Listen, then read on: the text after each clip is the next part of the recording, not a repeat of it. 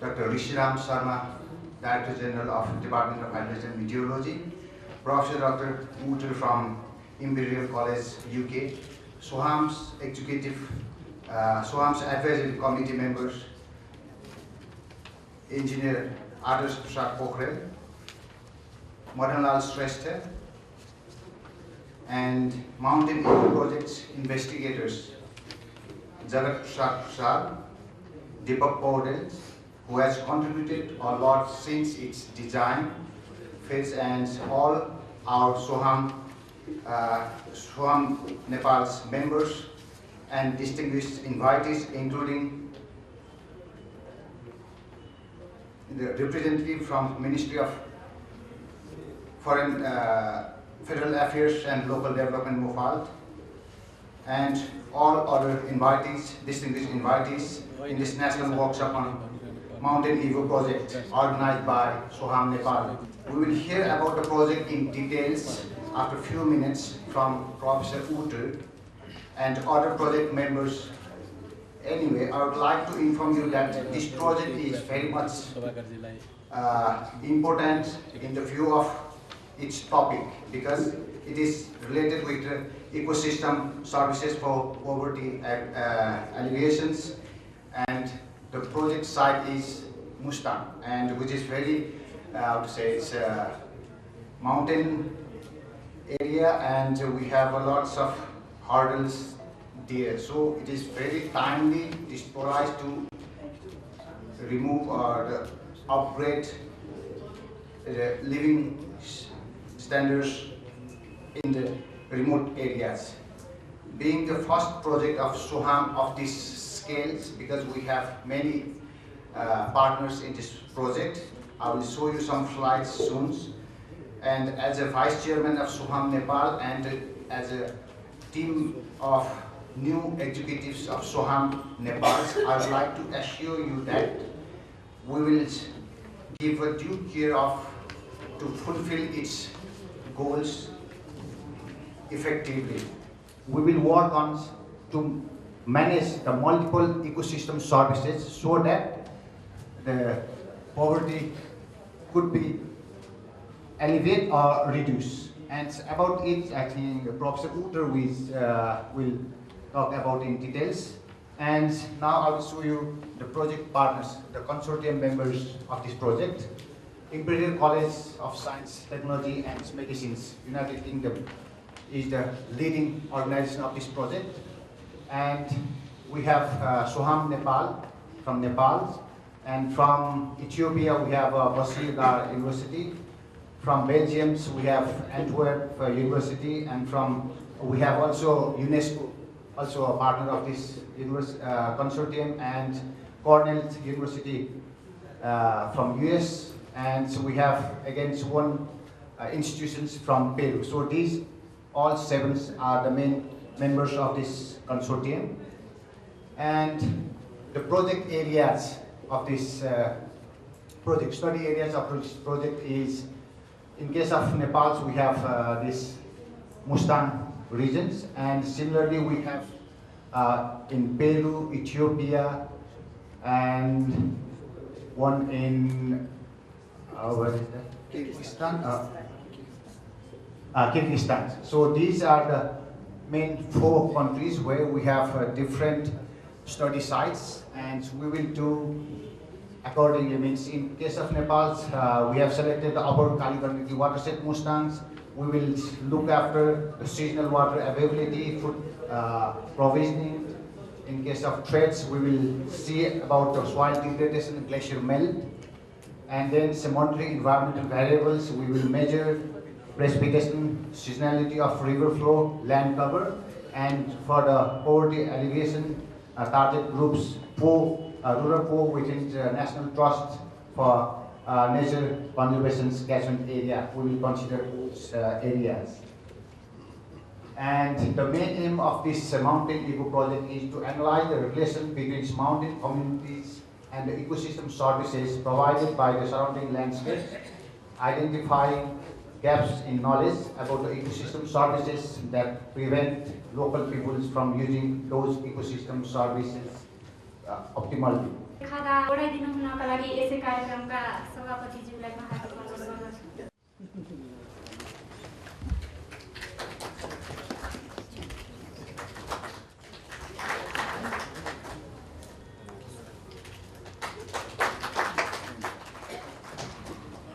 I would like to invite Dr. Walter for the plenary lecture. Good morning.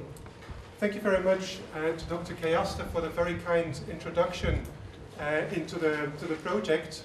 And thank you very much also for all of you for coming here and taking the time to know more about the project, especially with the difficulties of getting here, the traffic disruption, etc. I very much appreciate that so many of you did effectively manage to get here.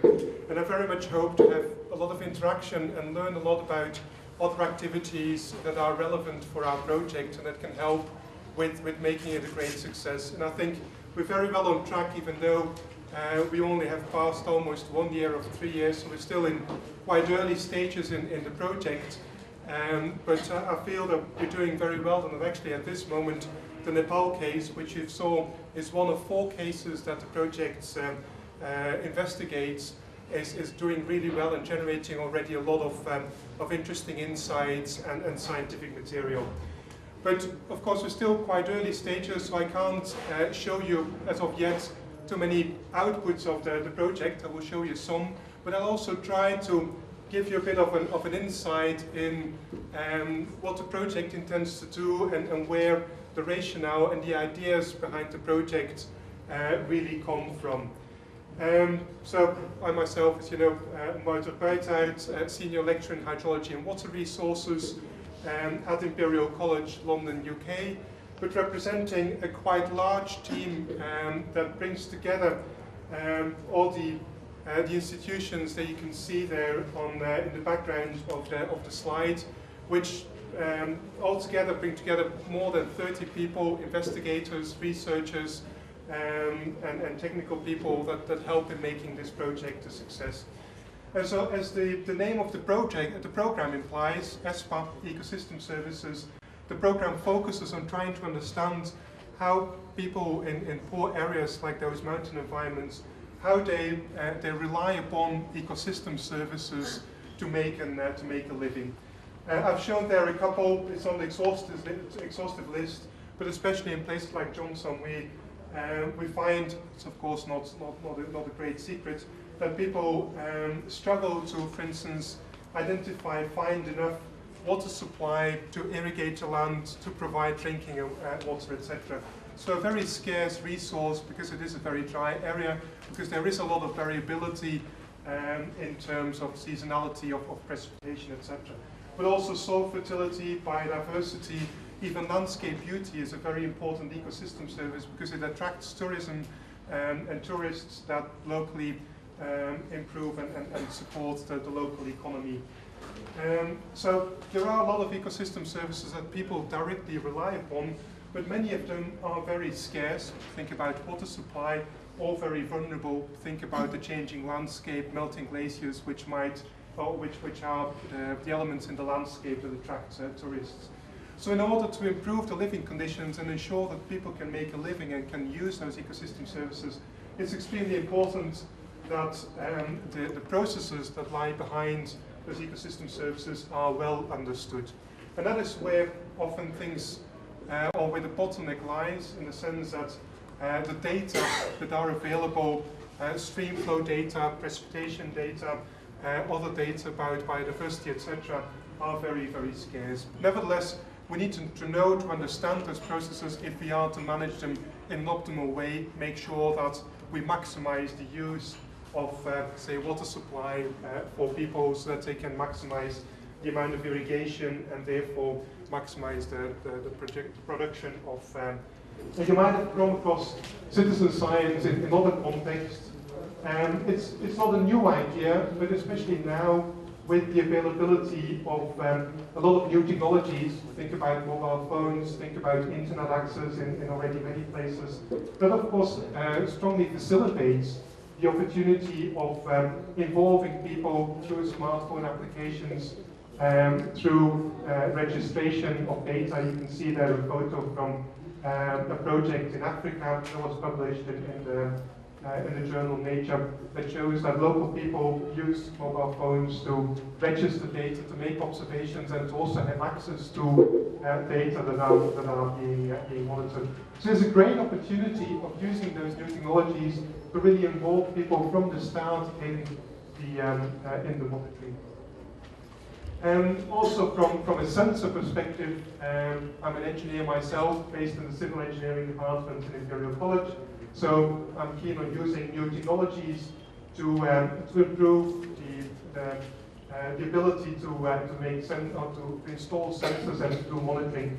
But we are experimenting with new technologies. You might have come across a type of technology called Arduino, which is shown on a photo. It's a very cheap type of logger, $20 for an entire logging system, which is only a fraction of the typical traditional monitoring systems, which are much more expensive, easily thousands of dollars.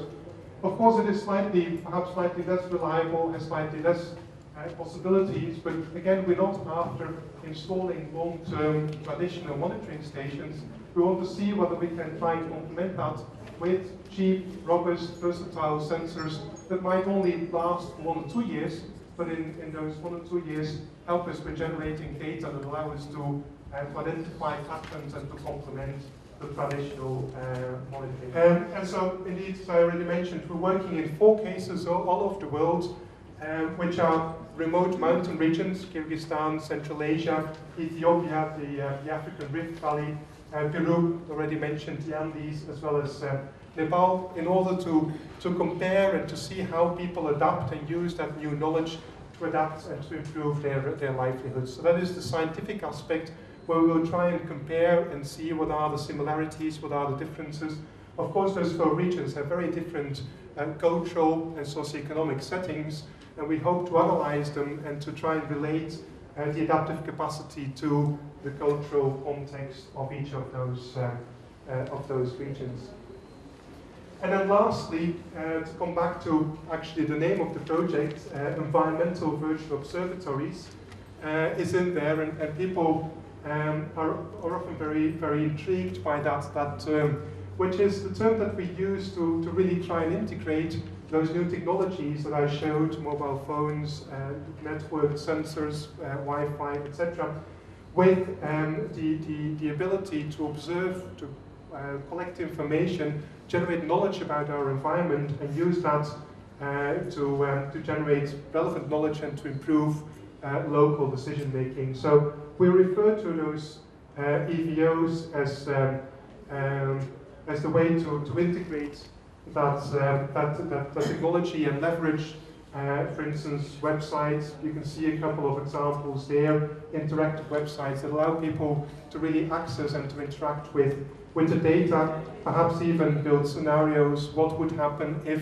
we increase the amount of irrigation? What would happen if we change a certain crop?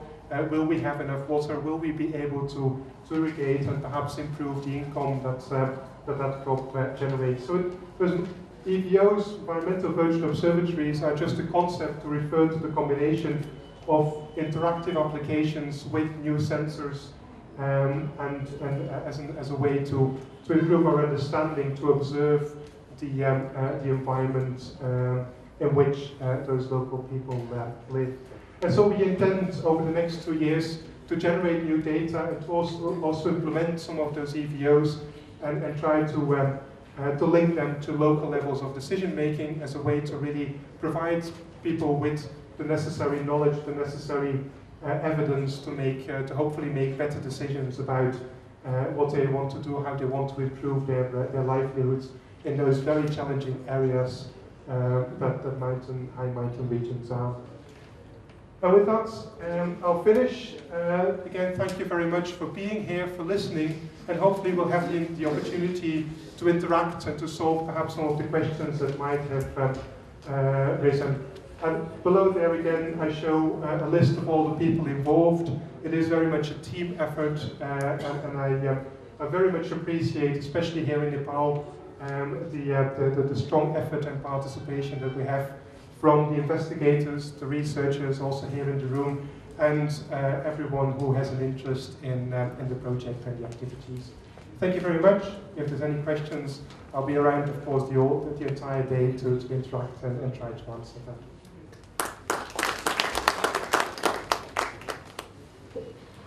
Thank you very much, Dr. Walter.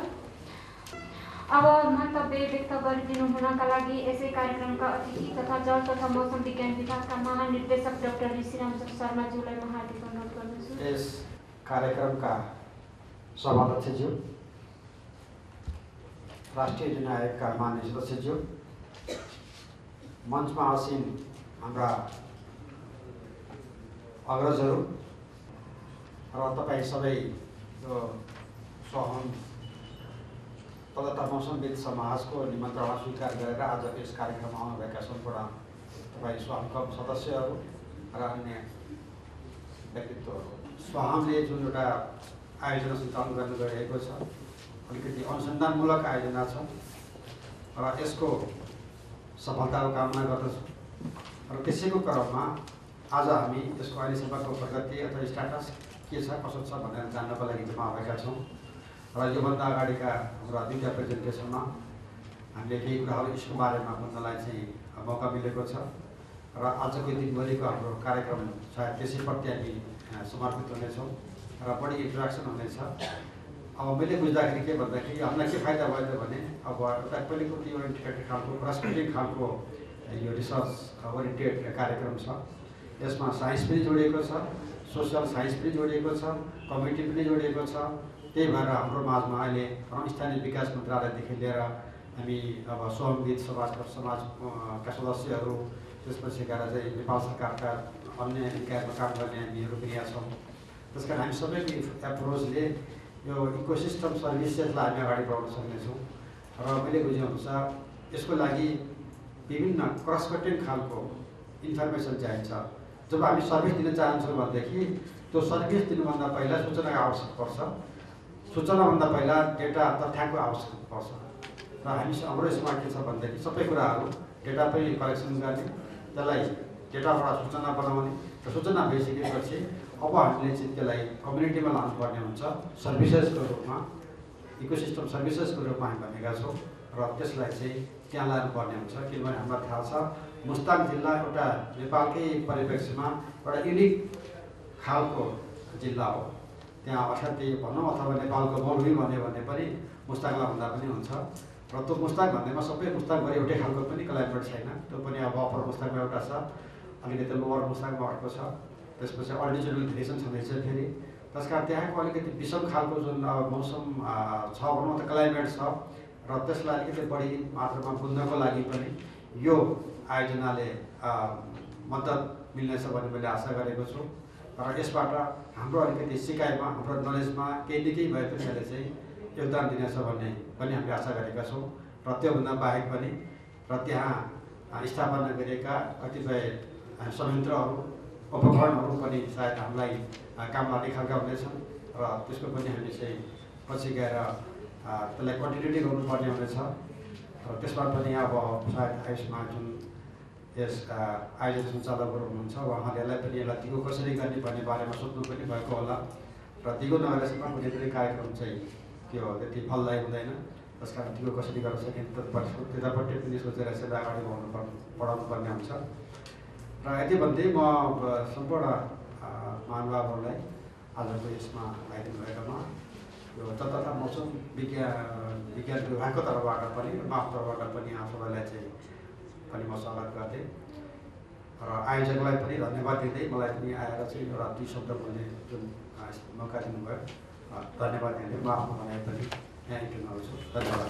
मन्तव्य व्यक्त गरिदिनु हुनका लागि यसै कार्यक्रमका प्रमुख अतिथि तथा राष्ट्रिय योजना आयोगका माननीय सदस्य डाक्टर प्रेम प्रसाद दाङगाज्यूलाई म विनम्र अनुरोध गर्छु।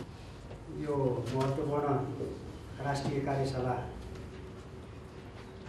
गोष्ठी कार्यक्रमका अध्यक्ष एवं जल तथा मौसम समाजका अध्यक्षज्यू, व्यासमा अतिथिको रूपमा, आयोजकको रूपमा, विज्ञको रूपमा उपस्थित हुनुभएका सम्पूर्ण महानुभावहरू, नेपाल सरकारका विभिन्न निकायका आदरणीय अतिथि महानुभावहरू, यस कार्यक्रममा सहभागी सम्पूर्ण विद्वत वर्ग, आदरणीय मैले आदर र सम्मान गर्नुपर्ने सम्पूर्ण महानुभावहरूमा म हार्दिक अभिवादन व्यक्त गर्न चाहन्छु। केही विषयहरू हाम्रो पूर्ववक्ता साथीहरूले यस कार्यशालामा प्रवेश गराइसक्नु भएको छ। विषय बोध हामीलाई भइसकेको छ। हामी आज दिनभरि छलफल अन्तर्क्रिया गरेर खास गरिकन हामीले तय गरेका कार्यक्रममा आधारित रहेर विभिन्न कार्यपत्रहरू प्रस्तुत गर्ने, छलफल अन्तर्क्रिया गर्ने, परियोजनाका सन्दर्भमा पनि हामी अपडेट हुने लगायतका कार्यक्रमहरू तय गरेको सन्दर्भमा हामी यो उद्घाटन सत्रमा छलफल गरिरहेका छौँ।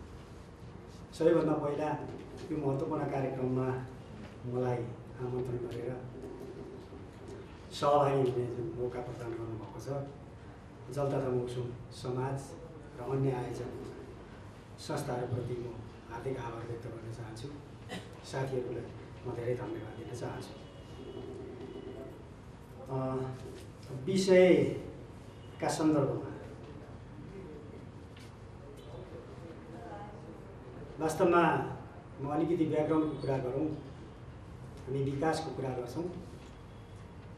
कुनै जमाना थियो विकास मात्रै हुन्थ्यो, तर अब विकास सँगसँगै अरू केही चिजहरू पनि हामीले साथसाथै लानुपर्ने स्थिति आएको छ।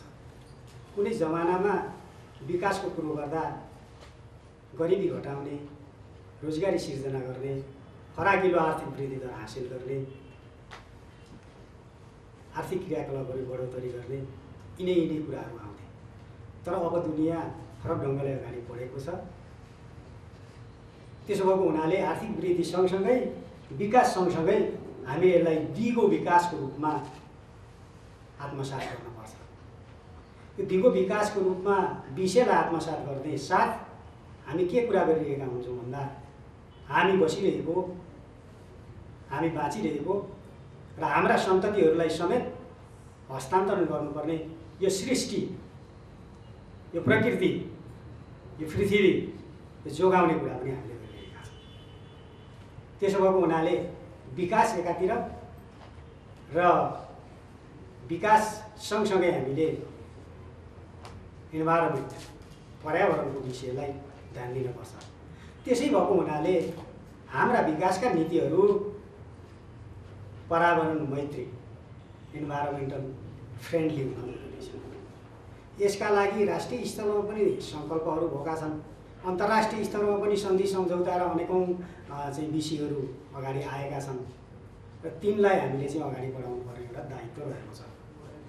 यहाँहरूले जुन काम गरिरहनु भएको छ, जब मलाई हाम्रो जगत सरले कार्यक्रममा आइदिनु पऱ्यो भनेर प्रस्ताव गर्नुभयो, त्यसपछि मैले तपाईँहरूको यो वेबसाइटमा गएर अध्ययन गरेँ, हेरेँ।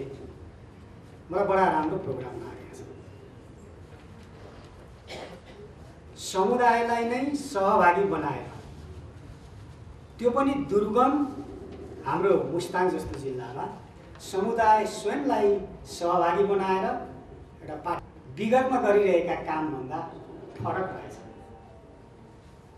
तपाईँहरूको यो 3 वर्षीय प्रोजेक्टको परिधिभित्र अवधिमा तपाईँहरूले के पाउनुहुन्छ? त्यहाँ तपाईँहरूको अध्ययनले के देखाउँछ?